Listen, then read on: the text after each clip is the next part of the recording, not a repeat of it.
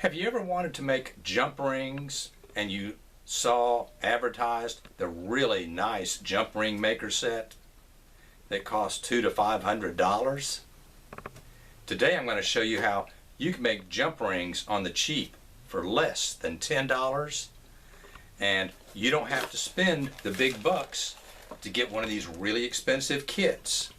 So stay tuned and we'll show you exactly how to do this.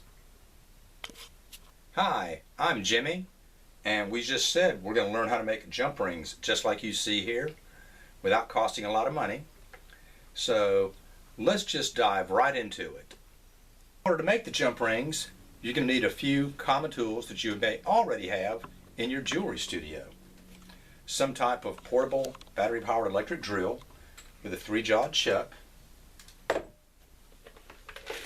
some roll pins, and if you don't know what a roll pin is, it's nothing more than a tubular piece of spring steel, has a slit in it because we're going to wrap wire around this. You can buy a roll pin assortment from Harbor Freight, get it online, less than $10 usually. It will have a variety of sizes inside so that you can have different inside diameters for your jump rings. You'll need a pair of flush cutting pliers, some type of a jeweler's saw,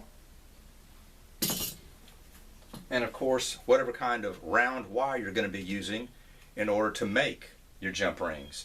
This happens to be some 18 gauge round dead soft sterling silver, and let's just go right to it and I'll show you how we set this up. We'll take whatever diameter roll pin we want and stick about 1/4 of an inch of that into your 3-jawed chuck.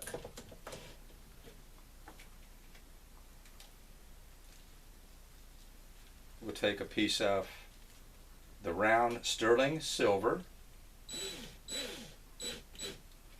and wherever you see that slit, we'll simply put the wire, bend it down just a bit, and as we turn this slowly, we're going to try and make a spiral loop of continuous round wire, trying to keep each winding as close to the previous one as possible.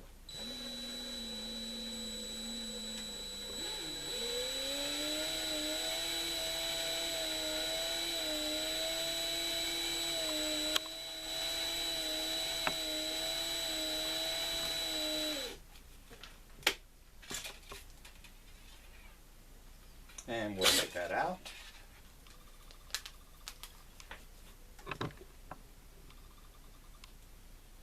And snip it off the main roll.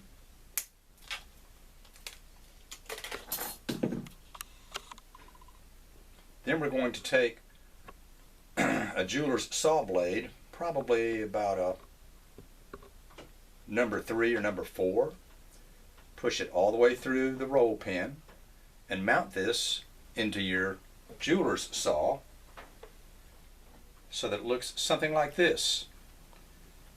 And I'm going to position this in my saw so that the open edge of that roll pin is going to be facing in the down position as I place this on my bench pin.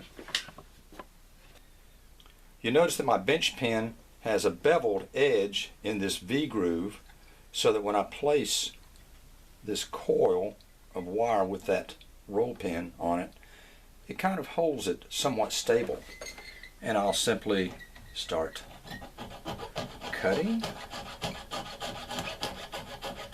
I can't hold my saw straight up and down, obviously, because the blade is impinging against the roll pin.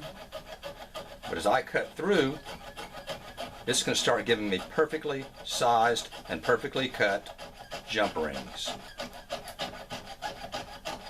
I've gone through the jump rings, and now you can see that I have a host of smooth cut uniform jump rings, and they're just the size that I want.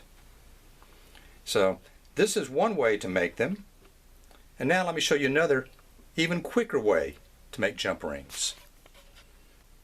Still another way to make jump rings, assuming that we've already used the portable drill to wind the spiral round wire on that roll pin, is to try and slip that roll pin out.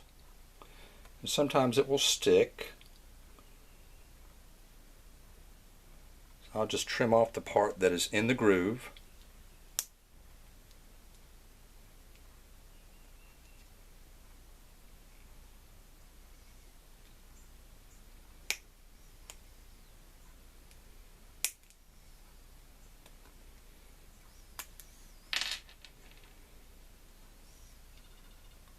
And I'm sure you already know that with a pair of flush cutting pliers, we have a side that cuts totally flush and another side that cuts with a bevel. Well, I'm going to take the end of the wire that is already flush cut and put my bevel cut up against it and cutting one ring at a time. I have a perfect jump ring again. It takes a little bit more time and practice to do this, but keep in mind you're always going to end up with a ragged, jagged edge, so we need to trim that off by reversing the pliers.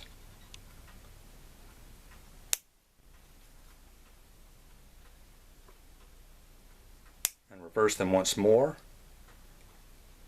and you get a somewhat decent jump ring.